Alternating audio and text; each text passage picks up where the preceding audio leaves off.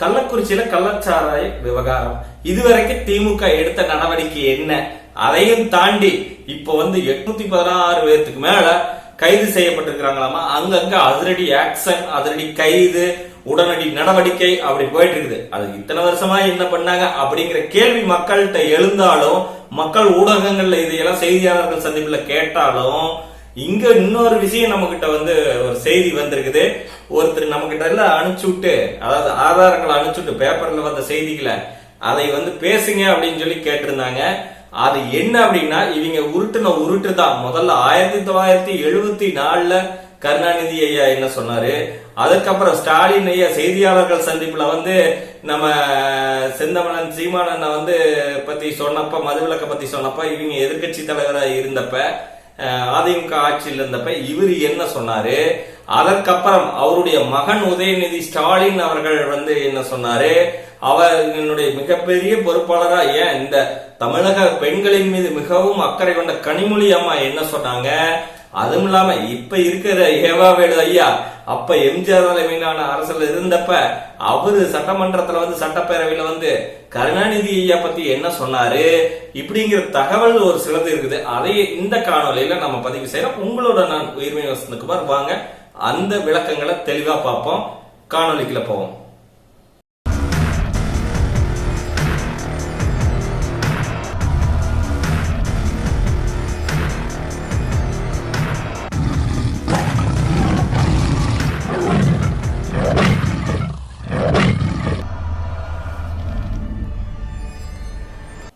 உயிர்மை வலையொலி நேயர்கள் அனைவருக்கும் அன்பு வணக்கம். தாய் தமிழ் உறவுகளான எல்லாத்துக்கும் ஒரு விடயங்க மிகப்பெரிய அதிர்ச்சியூட்டி அதிர்வலையை ஏற்படுத்தி இருக்குதுன்னா அது கள்ளக்குறிச்சி விவகாரம், அது கள்ளச்சாராய விவகாரம். சரி, இது கள்ளச்சாராயமா விஷச்சாராயமா? இது விஷச்சாராயம், கள்ளச்சாராயம் சொல்லிட்டு இருக்கிறாங்க. இருந்தாலும் சாராயம் என்பது அது யாருக்கு தலை? மது உயிருக்கும் நாட்டுக்கும் வீட்டுக்கும் கேடு அப்படின்னு சொல்றீங்க இல்லைங்களா? அப்போ கேடான விஷயத்தை வித்து அதுல வரக்கூடிய வருமானத்தை வைத்து இந்த நாட்டினுடைய அரசு வேலையில இருக்கிறவங்களுக்கு சம்பளம் தரதா இருக்கட்டும், அல்லது பல்வேறு நலத்திட்டங்களா இருக்கட்டும், அப்படி அடுத்தவங்க தாலி எடுத்து தான் இதை செய்யணுமா அப்படின்னு நம்ம அந்த கள்ளக்குறிச்சியில் இருக்கிற மக்கள் எல்லாம் கொந்தளிச்சு செய்தியாளர்களிடம் பல கேள்விகள் கேட்டுட்டு வராங்க. நாமளும் நிறைய கேள்விகள் கேட்டுக்கிறோம். நாம் தமிழர் கட்சியும் கண்டன அறிக்கை அண்ணன் செந்தமலன் சீமான் மூலமா அறிவிக்கப்பட்டிருக்குது. 10 லட்சம் பணங்கிறது எப்படி ஏற்புடையது, அது யாருடைய பணம்? இப்ப குவைத்துல தீ விபத்துல இறந்தாங்க, உடல் கருகி முற்றிலுமாக உடல் கருப்பாயி ரொம்ப வெந்து போய் இறந்தவங்களுக்கெல்லாம் வெறும் 3 லட்சம். அதே மாதிரி மீன் பிடிக்க படகுல சென்று படகு கவிழ்ந்து இறந்தவங்களுக்கு 3 லட்சம். அப்போ இங்க கள்ளச்சாராயம் குடிச்சு இறந்தவங்களுக்கு 10 லட்சம் ரூபாயா? இது சரியா? அப்படி நீங்க 10 லட்சம் ரூபாய் பாதிக்கப்பட்ட குடும்பங்களுக்கு கொடுத்தீங்க அப்படின்னா, அந்த பாதிக்கப்பட்ட, அதாவது குவைத்துல இறந்த வேலைக்கு சென்று அங்க வேலை தீப்பிடித்து, கட்டடத்தில் தீப்பிடித்து அவர்களுக்கே தெரியாம கருகி இறந்த அத்தனை பேத்துக்கும் ஏன் நீங்க 10 லட்சம் ரூபாய் அறிவிக்கல? படகு கவிழ்ந்து தன்னுடைய வாழ்வாதாரத்துக்காக மீன் பிடிக்க நடுக்கடலுக்கு சென்று மீன் பிடித்து திரும்ப மீனவர்கள் படகு கவிழ்ந்து இறந்த குடும்பங்களுக்கு ஏன் அந்த 10 லட்சம் ரூபாய் தரல? ஏன் அரசு பேருந்து மோதி விபத்துல இறக்கக்கூடியவங்களுக்கு நீங்க அந்த 10 லட்சம் ரூபாயை தரல? இவர்களுக்கு எல்லாம் 2 லட்சம் ரூபாய், 3 லட்சம் ரூபாய். ஆனா கள்ளச்சாராயம் குடிச்சு இருக்கிறவங்களுக்கு மட்டும் 10 லட்சம் ரூபாய் அப்படின்னா இது யார் வீட்டு பணம்? அவர்களுக்கு தர வேண்டியதுதான். அதை தவறாக சொல்லவில்லை, அதை நாங்க தவறாக சித்தரிக்கவும் இல்லை. ஆனா என்ன சொல்ல வரோம்னா, அப்படிப்பட்ட இழப்பீடு எங்கிருந்து தரணும்? இதற்கெல்லாம் யார் காரணம்? வித்து காசு சேர்த்திருப்பாங்களா, அவங்க பணத்துல இருந்து அவங்களுக்கு அபராதம் விதித்து அவங்களுடைய சொத்துக்களை முடக்கி அதிலிருந்து எடுத்து தரணும். அதே சமயம் இதற்கு தலைமை லிங்க்னு ஒண்ணு இருக்கும்ல, அந்த தலைமை லிங்க்ல இருக்கிறது யாருன்னு பார்த்து அவங்கள புடிச்சு அவங்க இருக்கிற சொத்துக்களை முடக்கி இதுவரைக்கும் சம்பாதிச்ச பணங்களை எல்லாம் புடுங்கி பேங்க் அக்கௌண்ட முடக்கி அதுல இருந்து வரக்கூடிய பணத்தை எடுத்து இவர்களுக்கு இழப்பீடாக தர வேண்டும் அப்படிங்கிறது இங்க தெளிவா பார்க்கப்படுது. அதே சமயம் இந்த கள்ளக்குறிச்சி விவகாரத்துல இப்ப அதிரடி ஆக்சன்ல இறங்கி இருக்கிற இதே தமிழக காவல்துறையை இயக்கக்கூடிய தமிழக அரசானது, அதாவது திமுக தலைமையிலான அரசானது, முதல்ல கருணாநிதி ஐயா மதுவிலக்கு முற்றிலுமாக அமல்படுத்தப்படும் சொல்லி வாக்கு வாங்கினாரு. அந்த செய்தியும் பேப்பர்ல தலையங்கத்துல இருக்கக்கூடிய செய்தி நம்ம கிட்ட இருக்குது. இதுல பார்க்கலாம். நம்ம இங்க உங்களுக்கு நம்ம காணொலியில பதிவிடுறேன். அதே சமயம் அதற்கப்புறம் அண்ணன் செந்தமிழன் சீமானை பத்தி ஒரு கேள்வி கேட்கிறாங்க. அதாவது மாண்புமிகு ஸ்டாலின் அவர்கள் இப்ப முதலமைச்சரா இருக்கிறாங்க, ஐயா இப்ப முதலமைச்சரா இருக்கிறாங்க. அதே சமயம் அதற்கு முன்னாடி எதிர்கட்சி தலைவராக இருந்தப்ப அவர் ஒரு செய்தியாளர்கள் சந்திப்புல பேசினப்ப இந்த மாதிரி மதுவிலக்கு கருணாநிதி தலைமையிலான அரசு வந்துருச்சுன்னா நாங்க கம்பல்சரி இதை கொண்டாடுவோம். இப்ப இருக்கக்கூடிய அரசு மதுவை பிடித்துக் கொண்டு தொங்குகிறதுலாம் ஏதோ வசனம் எல்லாம் பேசி இருந்தாரு. ஆனா அவரு பேசுற வசனம் எனக்கு ஞாபகம் இல்ல, அதை இங்க காணொலியில பதிவிடுற, அதை கேட்டுக்குங்க. அதே சமயம் அவர்கிட்டயே செய்தியாளர்கள் இந்த மாதிரி சீமான் மதுவிலக்கு இவங்க அமல்படுத்த மாட்டாங்க, வெறும் பேசு பொருளா இருக்குதுன்னு ஒரு கேள்வி கேட்கிறப்ப மதுவிலக்கு அமல்படுத்தப்படும் அப்படின்னு சொல்லி அவர் உறுதியளிச்சு பேசின மாதிரி ஒரு காணொலி இருக்குது. அதே சமயம் இங்க அவருடைய மகன் உதயநிதி ஸ்டாலின் அவர்களும் தேர்தல் பிரச்சாரத்துல மதுவிலக்கு அமல்படுத்தப்படும், நாங்க மதுவை ஒழிப்போம், மதுவில்லா தமிழகத்தை உருவாக்குவோம் அப்படின்னு எல்லாம் சொல்லி ஒரு சுருளூட்டு இருக்கிற விஷயம் எல்லாம் நம்ம இங்க பாருங்க பேப்பர்ல பதிவாயிருக்குது. அந்த தலையங்கத்து செய்தி படிச்சீங்கன்னாவே உங்களுக்கு தெரியும். அதற்கப்புறம் தமிழக பெண்களின் மீது மிகவும் அக்கறை கொண்ட, உண்மையால் அவர்களுடைய வாழ்வாதாரத்தில் மிகவும் உதவி செய்து கொண்டிருக்கக்கூடிய நம்ம கனிமொழி அம்மா, திமுக பொறுப்பாளரான கனிமொழி அம்மா தமிழகத்தில் இளம் விதவைகளின் எண்ணிக்கை அதிகமாகி கொண்டிருக்கிறது, இதை உடனடியாக தடுக்க வேண்டும், சாராய ஆலைகளை மூட வேண்டும். உங்க வீட்டு ஆலைகளை எப்ப மூடுவீங்க அப்படின்னு நான் கேட்கல, கீழே கமெண்ட் பாக்ஸ்ல நிறைய பேர் கேட்டிருக்கிறாங்க. இன்னைக்கு கள்ளக்குறிச்சி விவகாரத்திலையும் கேள்வி மேல கேள்வி வச்சிருக்கிறாங்க மக்களே. அப்படி இங்க உங்களை இன்னைக்கு நீங்க இதுவரைக்கும் சொன்னதுதான், அதுவும் நடிகர் சூர்யா அவர்கள் உண்மையாலும் மிகப்பெரிய ஒரு விடயத்தை பதிவு செஞ்சிருக்கிறார். அப்படின்னா மதுவிலக்கு என்பது தேர்தலில் வாக்கு பெறுவதற்கான பேசுவடு பொருளாகத்தான் இருக்கிறத தவிர அதை இன்னைக்கு வரைக்கும் நிறைவேற்றக்கூடிய எந்த கட்சி இல்ல அப்படிங்கறத தெளிவா சொல்லியிருக்கிறார். அப்ப எந்த கட்சி இல்லைன்னா இங்க இருக்கக்கூடிய கட்சிகள், ஆட்சியில் இருந்த கட்சிகள் என்ன, ரெண்டே கட்சி தான். ஒண்ணு அண்ணா திராவிட முன்னேற்ற கழகம், இன்னொன்னு திராவிட முன்னேற்ற கழகம். அப்ப இரண்டுமே சும்மா வாய் வார்த்தையாட்டம் பேசிட்டு இருக்கிறாங்க. அதுவும் அதிமுக படிப்படியாக மதுவிலக்கு அமல்படுத்தப்படும். இதுவரைக்கும் படிப்படியா அமல்படுத்தினாங்களா இல்ல படிப்படியா ஏறிட்டு இருக்குதா? இந்த திராவிட முன்னேற்ற கழகத்திலையும் 1000 மது விற்கக்கூடிய டாஸ்மாக நாங்க இழுத்து மூடிட்டோன்னு சொன்னாங்க. மூடுனா போதுமா?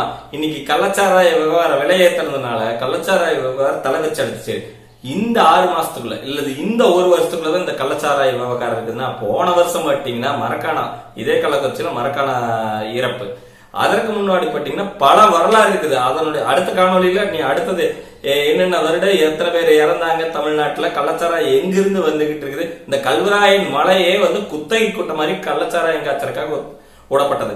இப்போ தேடி தேடி தேடி எல்லாம் கள்ளச்சாராயம் காய்ச்சற இடத்துல போய் கள்ளச்சாராயம் விற்கிறவங்களை போய் கண்டுபிடிச்சு கைது செய்யறதும், அவர்கள் கேனை அருவாளில் வெட்டி உடச்சு அந்த கள்ளச்சாராயத்தை எல்லாம் வெளியே திறந்து விடுறதும், இதெல்லாம் நல்லா தான் இருக்கு. ஏன் இத்தனை நாள் இவங்களுக்கு தெரியலையா? அதுவும் மக்கள் கேட்கக்கூடிய கேள்வி என்னன்னா, கிராமத்தில் வைத்து வித்தார்கள் அதனால இது தெரியலன்னு ஒரு உருட்டு விட்டாங்க. அந்த உருட்டு என்ன அப்படின்னா, மாவட்ட நிர்வாகமான நீதிமன்றமா இருக்கட்டும் அல்லது மாவட்ட காவல்துறை கண்காணிப்பாளர் அலுவலகமா இருக்கட்டும், எல்லாம் அருகில் இருக்கக்கூடிய, அதற்கு பின்னாடி இருக்கக்கூடிய, போயிட்டு வரக்கூடிய தூரத்தில் இருக்கக்கூடிய அளவுக்கு இருக்கக்கூடிய இடத்துல நடு மத்தியில வச்சு வித்திருக்கிறாங்க. இது இவர்களுக்கு தெரியவில்லையா? ரோடு போடுறது எங்க, ஜல்லிக்கல் கொட்டுறது எங்க, மணல் கொட்டுறது எங்க, அதுவும் இல்லாம பைப்பு போடுறது, குழாய் நீர் அதுக்கு பைப்பு போடுறது எங்க, டேங்க் கட்டுறது எங்க, எல்லாமே தெரிஞ்ச உங்களுக்கு இந்த கள்ளச்சாராயம் விற்கிறது தெரியலையா அப்படின்னு அந்த பாதிக்கப்பட்ட மக்கள் கேட்கிறாங்க. அதுவும் இன்னைக்கு வரைக்கும் கள்ளச்சாராய விவகாரத்துல இறப்பு விகிதம் நாளுக்கு நாள் ஒவ்வொரு நாளும் அதிகரிச்சுட்டே வருது. இன்னைக்கு 55 தாண்டி சென்று கொண்டு இருக்கிறது. இன்னும் எத்தனை பேர், இன்னும் கவலைக்கிடமா நிறைய பேர் இருக்கிறாங்க. அதுவும் இந்த மாவட்ட ஆட்சியர் அறிவித்த பிறகுதான் நிறைய பேர் இதை சாப்பிட்டு இருக்கிறாங்க அப்படிங்கறது சொல்லியிருக்கிறாங்க. அதனால இவர்கள் மீது என்ன கொலை வழக்கு பதியப்படுமா? ஏன்னா இப்போ இத்தனை பேர் இருந்திருக்காங்க, 50 பேருக்கு மேல. ஒருத்தர் கொண்டு போட்ட உடனே கொலை வழக்கு, அதற்கான ஆதாரங்களை திரட்டி பேசுற நீங்க, இந்த அறிவிப்பு வந்தது பிறகு எத்தனை மக்கள் 5 பேரோட போறது போட்டு 50 பேரை தாண்டி இன்னைக்கு போயிட்டு இருக்குது அப்படின்னா, இதற்கு காரணம் இவர்களுடைய அறிக்கை அப்படின்னு செய்தியாளர்களாக இருக்கட்டும் அல்லது செய்தி ஊடகங்களா இருக்கட்டும், சமூக வலைதள பக்கத்துல சமூக ஆர்வலர்களா இருக்கட்டும், இதை தெளிவா எடுத்து கூறிட்டு இருக்கிறாங்க. இன்னைக்கு வரைக்கும் மதுவை ஒழிப்போம், மது நாட்டுக்கு மக்களுக்கும் கேடு அப்படின்னு கருப்பு துணி அணிஞ்சு மாஸ்க போட்டுக்கிட்டு வாயில முகமூடி அணிஞ்சு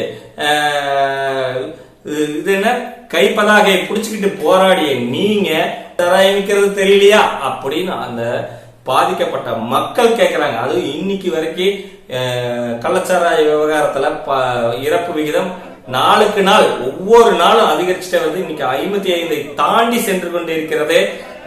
இன்னும் எத்தனை பேர் இன்னும் கவலைக்கிடமா நிறைய பேர் இருக்கிறாங்க. அதுவும் இந்த மாவட்ட ஆட்சியர் அறிவித்த பிறகுதான் நிறைய பேர் இதை சாப்பிட்டு இருக்கிறாங்க அப்படிங்கறது சொல்லியிருக்கிறாங்க. அதனால இவர்கள் மீது என்ன கொலை வழக்கு பதியப்படுமா? ஏன்னா இப்போ இத்தனை பேர் இருந்திருக்காங்க, 50 பேருக்கு மேல. ஒருத்தர் கொண்டு போட்ட உடனே கொலை வழக்கு, அதற்கான ஆதாரங்களை திரட்டி பேசுற நீங்க இந்த அறிவிப்பு வந்தது பிறகு எத்தனை மக்கள் 5 பேரோட போறது 50 பேரை தாண்டி இன்னைக்கு போயிட்டு இருக்குது அப்படின்னா இதற்கு காரணம் இவர்களுடைய அறிக்கை அப்படின்னு செய்தியாளர்களாக இருக்கட்டும் அல்லது செய்தி ஊடகங்களா இருக்கட்டும், சமூக வலைதள பக்கத்துல சமூக ஆர்வலர்களா இருக்கட்டும், இதை தெளிவா எடுத்து கூறிட்டு இருக்கிறாங்க. இன்னைக்கு வரைக்கும் மதுவை ஒழிப்போம், மது நாட்டுக்கு மக்களுக்கும் கேடு அப்படின்னு கருப்பு துணி அணிஞ்சு மாஸ்க போட்டுக்கிட்டு வாயில முகமூடி அணிஞ்சு இது என்ன கைப்பதாகையை புடிச்சுக்கிட்டு போராடிய நீங்க உங்க ஆட்சிங்க இது நீங்க தாங்க பண்ணணும் அப்படின்னு சொல்லி மக்கள் அந்த வீடியோக்களை எல்லாம் எடுத்து போட்டு இப்படி எல்லாம் சொன்னீங்களே தர்மராஜா, ஏங்க ராஜா இப்ப ஆட்சியில இருக்கிறப்ப மன்னராட்சியே இருக்குது, உங்களுடைய ஆட்சியில இதை செய்ய மாட்டீங்களா? அவங்க தான் செய்யல, அவங்க செய்யறப்ப அவங்க ஜெயிலிங்க எடுத்து நீங்க எதிர்த்து பேசுனீங்க.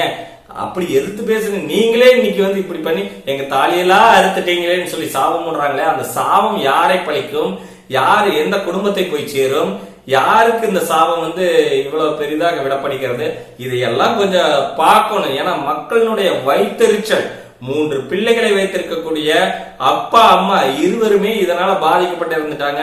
அப்பா வந்து குடிச்சு போட்டு வச்ச மீதி தண்ணிய ஓம தண்ணின்னு எடுத்து குடிச்சா அந்த அம்மாவும் சேர்ந்து இறந்துட்டாங்க. பாட்டி, வயதான பாட்டி மூதாட்டியும் அவங்களுடைய தாத்தா வந்து நீ வச்சு வளர்த்த போறாங்க. அந்த பொண்ணு 11வது படிக்கக்கூடிய பொண்ணு, அவங்களுடைய பொண்ணு சொல்லுது, இந்த 10 லட்சம் ரூபாய் எங்க அப்பா இறந்ததுக்கு 10 லட்சம் ரூபாய், எங்க அம்மா இறந்ததுக்கு 10 லட்சம் ரூபாய், மொத்தம் 20 லட்சம் ரூபாய் நீங்க வச்சுக்கோங்க. ஆனா இது தயவு செஞ்சு இந்த கள்ளச்சாராயமா இருக்கட்டும், சாராயமா இருக்கட்டும், எல்லாத்தையும் நிறுத்துங்க. மது பழக்கத்தை நிறுத்துங்க. கள்ளச்சாராயத்தை ஒழித்து இங்க மக்களிடம் வந்து காதுல பூ சுத்துற விஷயம் வேண்டாம் அப்படின்னு தெல்ல தெளிவா அந்த பொண்ணு செருப்பால் அடிச்ச மாதிரி அழகான ஒரு பதிவை கொடுத்துருக்குது. தயவு செஞ்சு இதை நீங்க பண்ணுங்க. எங்களை மாதிரி எத்தனையோ பேர் பாதிக்கப்பட்டிருக்கிறாங்க, எத்தனையோ குழந்தைகள் அனாதையாகுதுன்னு சொல்லியிருக்கிறாங்க. இப்ப இது மட்டும்தான் சாவா? சரி, நீங்க குடிச்சு போட்டு மரணம் நிகழ்றதுல இது மட்டும்தான் சாவான்னு கேட்டா, உண்மையாலும் டாஸ்மாக்ல போய் சாராயம் குடிச்சு போட்டு வரப்ப ஒரு கொலையாகட்டும் கொள்ளையாகட்டும், அடுத்தது இப்ப அவர்கள் மது போதையில் சென்று வாகன விபத்தை ஏற்படுத்துறதா இருக்கட்டும், இதனால இருக்கக்கூடிய உடல் உறுப்பு இழப்பு, உயிரிழப்பு அப்படிங்கிற விஷயத்துல இருந்து எல்லா விடயத்தையும் உற்று நோக்கி பூரண மதுவிலக்கை உடனடியாக அமல்படுத்த வேண்டும். சாராய தண்ணியில் ஓடக்கூடிய இந்த அரசு வேண்டாம் அப்படின்னு தெளிவா பச்சை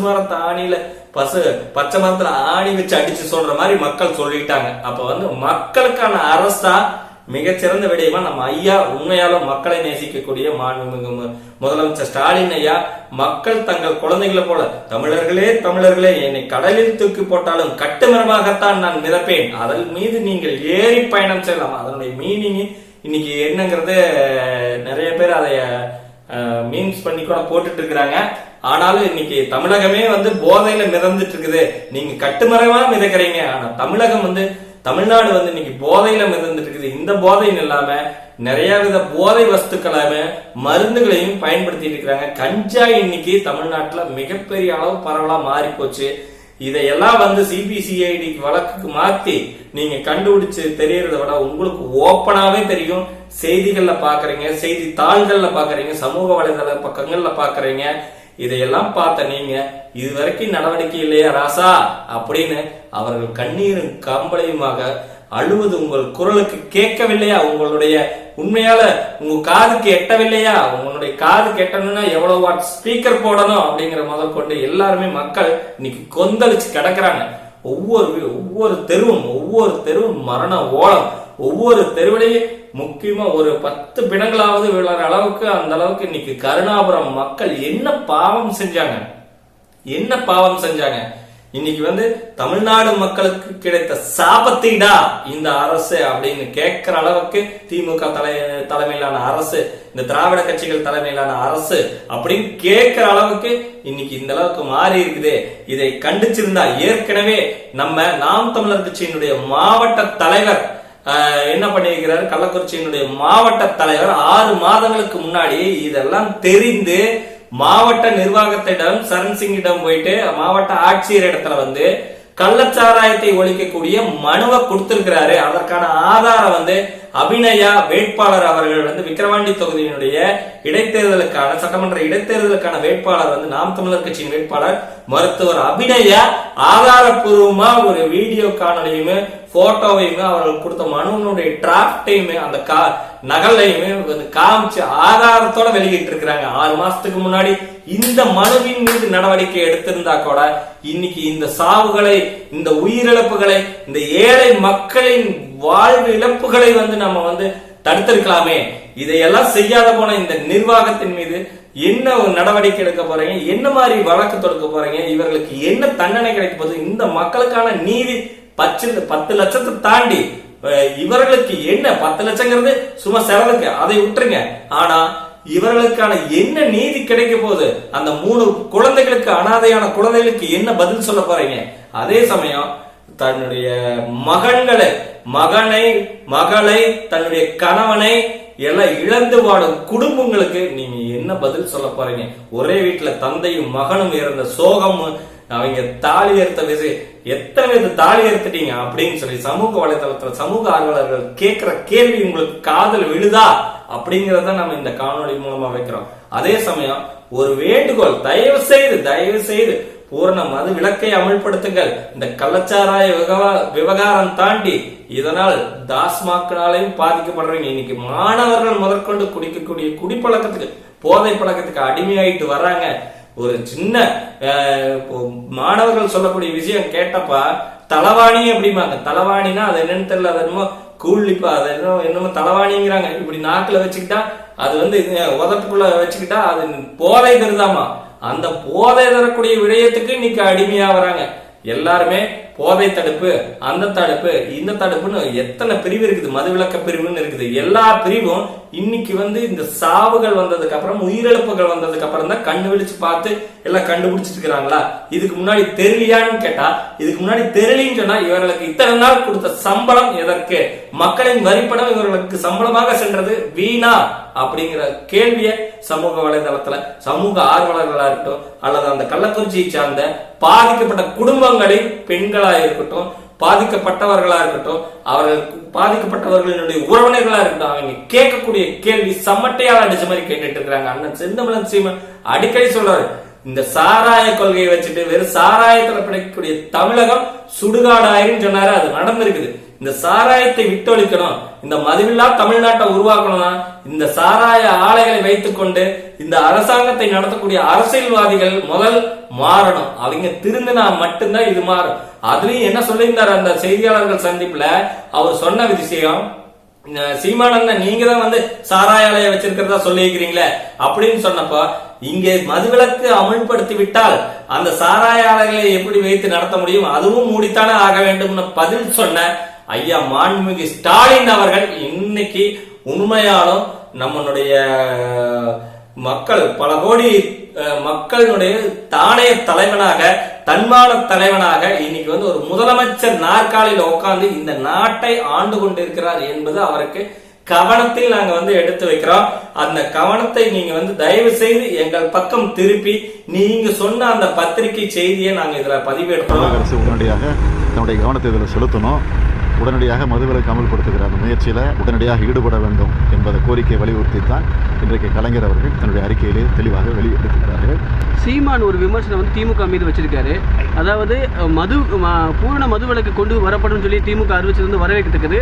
ஆனால் அதிகமான திமுகவினர் தான் மது உற்பத்தி ஆலைகள் வச்சிருக்காங்க, முதல்ல அதை மூட சொல்லுங்க அப்படின்னு ஒரு விமர்சனம் வச்சிருக்காரு. அதுக்கு சீமான் மட்டும் இல்லை, ஒன்று தெரிஞ்சுக்கணும், மதுவிலக்கு வந்துட்டா ஆட்டோமேட்டிக்காக எல்லாமே மூடப்படும். மதுவிலக்கு கடை மட்டும் இல்லை, ஆலைகளும் மூடப்படும்.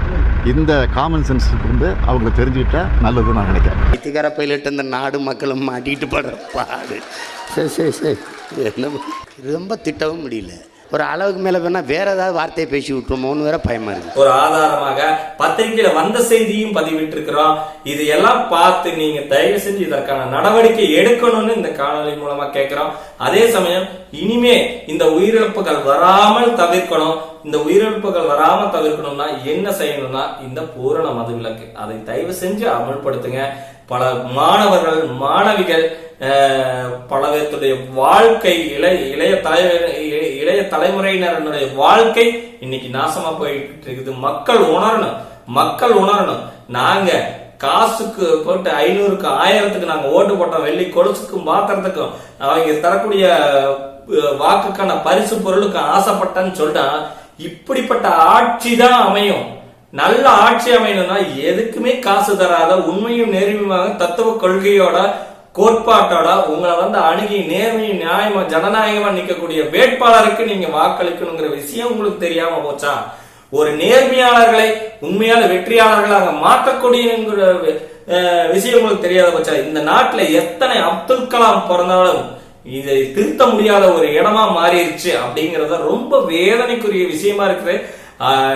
என்ன சொல்றது, உண்மையாலும் காசே செலவு பண்ணாம மக்களுடைய சேவையை இலவசமாக பெற்று தரக்கூடிய மக்களுக்கு தேவையான நலத்திட்டங்களை மக்களிடம் கொண்டு போய் கடைக்கோடு வரைக்கும் சேர்த்தக்கூடிய நல்ல வேட்பாளர்களை விட்டு போட்டு இப்படிப்பட்ட வேட்பாளர்களை நீங்க தேர்ந்தெடுத்து அதுவும் 40க்கு 40ன்னு சொல்லி கொண்டாடிட்டு இருக்கக்கூடிய தருணத்துல இந்த 40க்கு 40க்கான பரிசா இது அப்படிங்கறது மக்கள் வந்து கேள்வி வைக்கிறாங்க. இன்னைக்கு அந்த மாவட்ட நிர்வாகமா இருக்கட்டும் அல்லது மாவட்ட காவல்துறை கண்காணிப்பாளரா இருக்கட்டும், அந்த மதுவிலக்கு பிரிவு காவல்துறையா இருக்கட்டும் அல்லது அந்த பகுதியை சார்ந்த அந்த வட்டாரத்துக்குரிய காவல்துறையா இருக்கட்டும், மக்கள் கொடுக்கக்கூடிய மனுக்களை ஏற்று அதன் மீது நடவடிக்கை எடுத்திருந்தாவே இன்னைக்கு உண்மையாலும் இவ்வளவு பெரிய விடயம் நடந்திருக்காது, இவ்வளவு பெரிய சோக சம்பவம் நிகழ்ந்திருக்காதே அப்படிங்கறத இங்க பதிவா வைக்கிறோம்.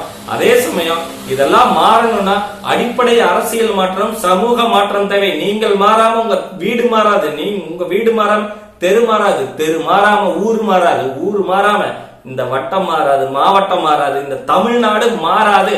இப்படிதான் இருக்கும். அப்ப நீங்க மாறணும்னா அடிப்படை மாற்றம் வேணும்னா நம்ம நாம் தமிழர் கட்சிக்கு மயில் சின்னத்துல வாக்களிக்கிறீங்க, சட்டமன்றத்துல இதை பெரிய விஷயமா நம்ம எடுத்து பேசணும். உண்மையாலும் உங்களுக்கான குரலா, சாமானியின் குரலா, நீங்க பாதிக்கப்பட்ட இடத்துல இருந்து பேசக்கூடிய உண்மையான கட்சினா அது நாம் தமிழர் கட்சி தான். அது நாம் தமிழர் கட்சியினுடைய வேட்பாளரா மட்டும்தான் இருக்க முடியுங்கிறத மீண்டும் மீண்டும் பதிவு செய்யறேன். எத்தனை காணொலி போட்டாலும், எத்தனை உங்ககிட்ட வந்து நேரில் சொன்னாலும், எத்தனை கொள்கைகளை நாங்க விளக்கினாலும் இப்படி நீங்க வந்து ஏமாந்து நிக்கிறீங்களே அப்படிங்கிறது கூட இன்னைக்கு வழியா இருக்குது. அண்ணன் செந்தமிழன் சீமான் சொல்லியிருக்கிறார், இந்த தேர்தல் வெற்றி ஒரு வெற்றி அல்ல, மக்களின் மனங்களை வெல்லணும், அதுதான் உண்மையான வெற்றி. மக்களின் மனங்களை வெல்வதற்கு மக்களிடம் போய் நான் நேரடியா நின்று அவர்களோட களத்துல நான் நின்று போராடுவேன்னு சொல்லியிருக்கிறாரு. உண்மையாலும் சொன்னா எத்தனை கூட்டணி கொள்கைகளை வச்சுக்கிட்டு கூட்டணி கட்சிகளோட இன்னைக்கு ஒண்ணுமே கூட்டணி கட்சிகள் இன்னைக்கு வாய் திறக்கதான கிடையாது. அந்த அளவுக்கு மக்களோட கூட்டணி, மக்கள் தான் கூட்டணி, யாருமே வேண்டாம், இவர்கள் காசுக்கும் இந்த திருட்டு கொள்ளைகளுக்கும் உடந்தையாக இருப்பார்கள், இவர்களுடைய கூட்டணியே வேண்டாம், கூட்டாளி தனமே வேண்டாம் அப்படின்னு சொல்லி உடச்செறிஞ்சு உங்களை நம்பி மக்களை நம்பி அண்ணன் செந்தமிழன் சீமான் இந்த கட்சியை ஆரம்பிச்சு இன்னைக்கு வந்து வேட்பாளரை எந்த ஒரு கூட்டணியும் இல்லாம ஆணும் பெண்ணும் சமம் சொல்லிட்டு அவர் வந்து பாதி ஆண் வேட்பாளரும் பாதி பெண் வேட்பாளரும் சரிபாதையை நிறுத்தி இன்னைக்கு களத்துல உங்களோட போராடிட்டு இருக்கிறாரு. அந்த மனசு உங்களுக்கு புரியலையா? அந்த மனசு உங்களுக்கு புரியலையா? எங்க கொள்கை உங்களுக்கு புரியலையா? அப்படிங்கறது நீங்க உணரணும்.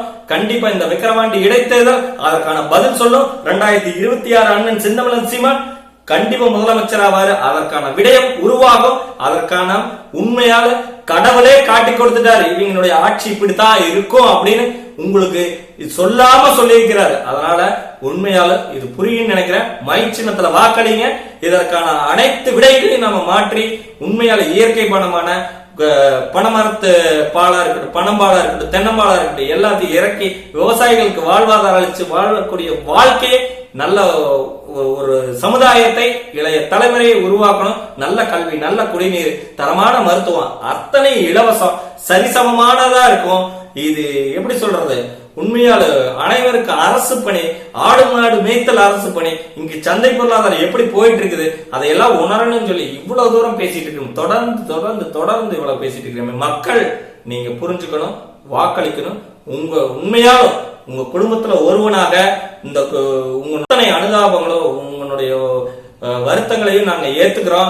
உண்மையால கண்ணீர் வணக்க இறந்தவங்க அத்தனை பேருக்கு இப்ப இத்தனை பேர் ஒரே இடத்துல புதைக்கப்பட்டு செத்து போயிட்டாங்களே, உயிரிழந்துட்டாங்களே, அந்த குடும்பங்கள்லாம் எப்படி எல்லாம் இருக்கும். கொஞ்ச நாச்சு அந்த கண்ணீரோட கதம்பளோட மனசு இறுகி போய் கிடக்குதா அப்படிங்கிறத பார்த்து இதற்கான ஒரு நல்ல தீர்வை, நீதியை வாங்கி கொடுக்கணும் வேண்டிக் கொண்டு உங்களிடமிருந்து விடைபெறுகிறேன். நன்றி.